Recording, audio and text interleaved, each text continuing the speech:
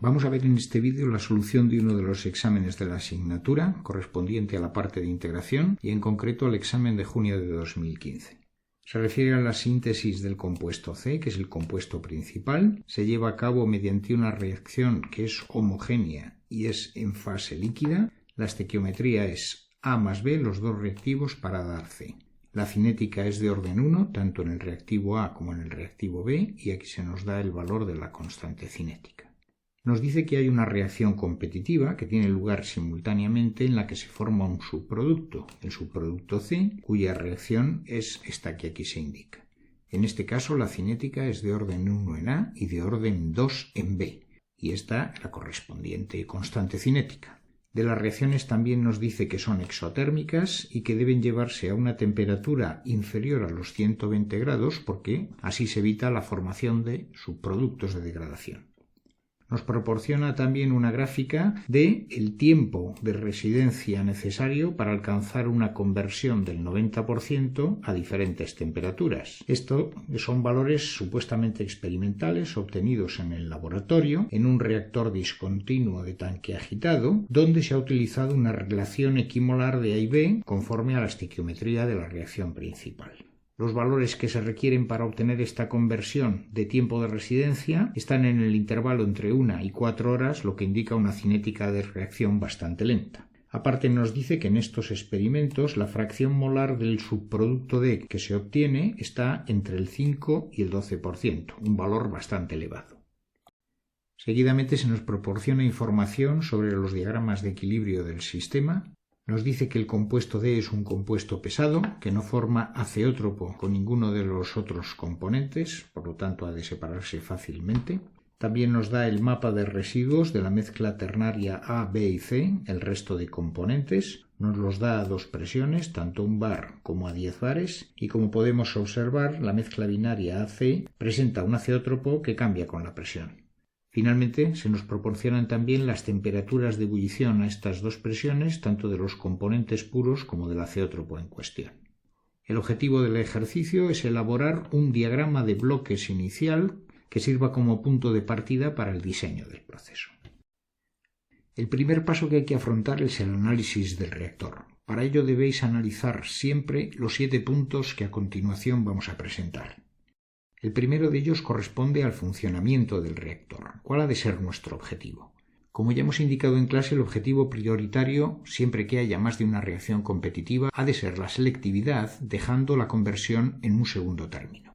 Tenemos dos reacciones, la principal y la competitiva, con sus correspondientes cinéticas. Si dividimos una por otra, obtenemos una expresión que, aunque no es exactamente la selectividad, sí que nos da una idea sobre la misma. Tal como aquí vemos, la concentración de A no aparece en esta expresión, pero la concentración de B sí. Por lo tanto, lo que nos interesará es una concentración de B baja. Para obtener una selectividad elevada, la concentración de B ha de ser baja. Como B es un reactivo, nos interesará que su conversión sea elevada, porque de esta manera su concentración será lo más baja posible dentro del reactor. Vamos a apuntar inicialmente, cuando hagamos los primeros cálculos, a una conversión inicial del 90%. El segundo punto a analizar es el modelo de flujo. El modelo de flujo, puesto que hay dos reacciones competitivas, nos obliga nuevamente a que nuestro objetivo sea la selectividad. Para analizar el modelo de flujo, lo que os recomiendo es que analicéis cada uno de los reactivos que intervienen en la reacción. En este caso, tanto A como B. C es un producto y no interviene en ninguna reacción secundaria, por lo tanto no es necesario analizarlo, y lo mismo con D. Por lo que respecta al compuesto A, no aparece en la expresión de selectividad, así pues hemos de considerarlo en el segundo objetivo, que es el de conversión. Cuanto mayor sea la concentración de A, mayor será la velocidad de reacción y por lo tanto más pequeño será el reactor, o para un mismo reactor mayor será la conversión. Así pues nos interesa una concentración de A durante toda la reacción lo más alta posible. Si miramos a los modelos de flujo, en el caso de un modelo de flujo de plug flow, para el reactivo, que es la línea roja, la concentración de reactivo va disminuyendo progresivamente a lo largo del tiempo de reacción, mientras que en los modelos de flujo de tanque agitado, CSTR, la concentración disminuye de golpe una vez que se inicia la reacción, puesto que se mezcla con todo el contenido interior del reactor y permanece a concentración mínima durante todo el tiempo. Si nos interesa una concentración de A elevada para que la conversión sea alta, será preferible un modelo de plug flow. Por lo que respecta al reactivo B, este sí que aparece en la expresión de la selectividad y, como ya hemos visto antes, su valor ha de ser lo más bajo posible. Es un reactivo, nuevamente línea roja. En el caso de plug flow, la concentración va disminuyendo lentamente, mientras que en el modelo de flujo de CSTR disminuye bruscamente y permanece a concentración mínima durante todo el tiempo de residencia. Así pues, será preferible un modelo de flujo CSTR. La conversión obtenida será más baja, pero la selectividad será más elevada y este es nuestro objetivo prioritario.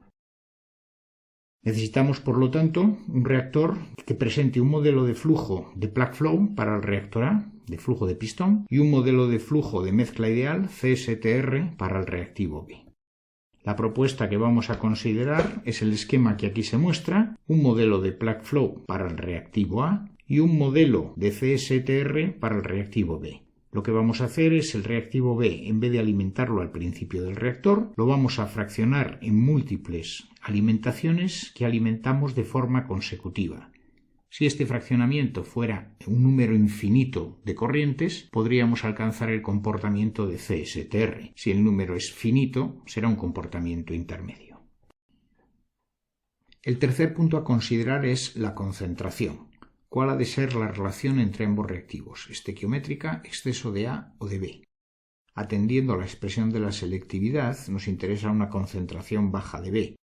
Un exceso de compuesto A asegurará esta reducción en la concentración. Trabajamos en exceso de A. Si consideramos la posible adición de inertes externos, los inertes reducen la concentración de B y aumentan la selectividad. Ahora bien, hemos visto que la cinética de reacción es lenta. Si añadimos inertes, reducimos tanto la concentración de A como la de B y la cinética será aún más lenta. Inicialmente no vamos a considerar el uso de inertes adicionales, lo que sí que utilizaremos es este propio exceso de A como diluyente en la reacción, al que hemos hecho referencia anteriormente. En lo relativo a la selección de la temperatura, el parámetro fundamental es la energía de activación.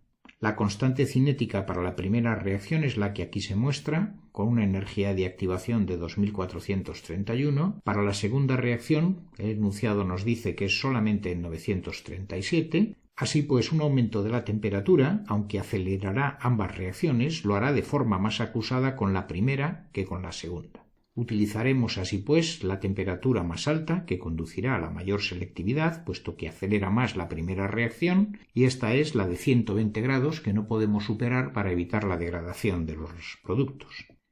Ahora bien, como las reacciones son exotérmicas, el trabajar a temperatura máxima implicará que la temperatura, a medida que progresa, si no enfriamos, va a provocar un aumento de la temperatura de reacción. Así pues, será imprescindible el uso de refrigeración en el sistema.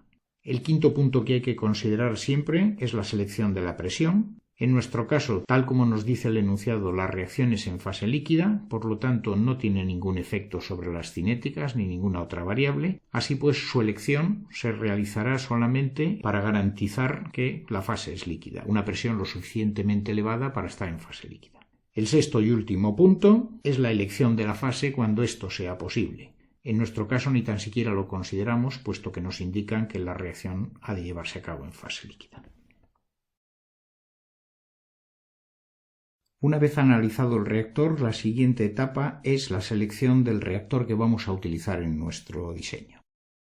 A partir de las consideraciones realizadas en el reactor, tomamos la siguiente selección.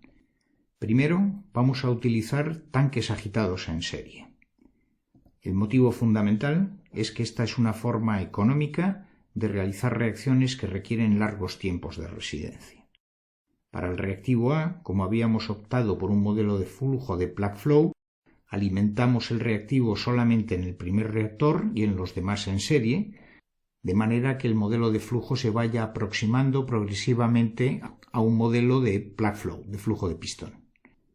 Por lo que respecta al reactivo B, el modelo de flujo que nos interesaba era de tanque agitado, CSTR, así que optamos por fraccionar la alimentación y alimentarla progresivamente en cada uno de los reactores para mantener una concentración mínima en ambos.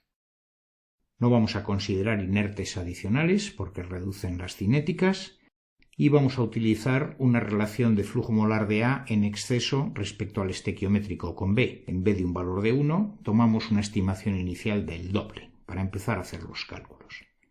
Optamos también por una elevada conversión de componente B. La estimación inicial será del 90% y la temperatura de operación será la máxima permitida, 120 grados centígrados. Por lo que respecta a la refrigeración, dado que queremos trabajar a temperatura máxima, tenemos varias opciones. Un sistema de refrigeración interno, con encamisado o con serpentines. También podríamos hacerlo de forma externa, retirando una corriente a un cambiador de calor donde se enfría y se devuelve al sistema.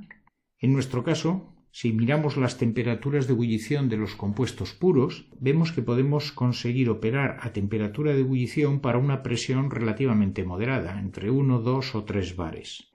Así pues, optaremos por elegir una presión en cada uno de los reactores que asegure que estén a ebullición a la temperatura de 120 grados centígrados. El sistema de refrigeración será muy eficaz, puesto que la refrigeración tendrá lugar en volumen, la ebullición se produce en cualquier punto del sistema, y el calor de reacción se retira a través del vapor generado en un condensador externo, sistema que presenta un coeficiente de transmisión de calor muy elevado.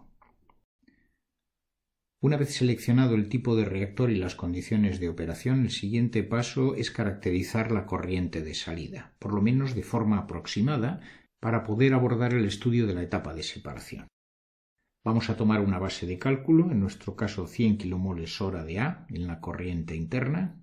De B será la mitad, por lo tanto 50. Sabemos que va a reaccionar el 90% de B, porque así lo hemos estimado, unos 45 moles. Y en la segunda reacción, como no sabemos cuánto, llamaremos X al número de moles de D que se van a formar. Por lo que respecta a la selectividad, en las pruebas de laboratorio se obtuvieron fracciones molares de D entre el 5 y el 12%. Ahora bien, en nuestro proceso las condiciones son más favorables, tanto por el modelo de flujo elegido, que para A será de plug flow, como por el exceso de A, en vez de utilizar condiciones estequiométricas, como la temperatura de operación, que será máxima.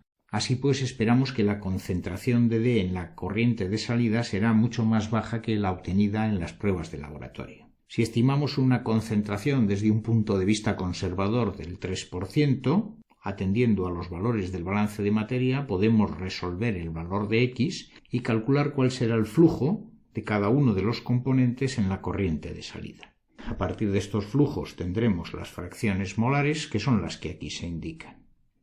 Se ha añadido también aquí una tercera fila que corresponde a las concentraciones en fracción molar de los componentes A, B y C, es decir, en la base de exento de compuesto D. Esto se hace así porque sabemos que el componente D es un componente pesado, fácil de separar, y que una vez que se separe, esta será la composición de la corriente residual.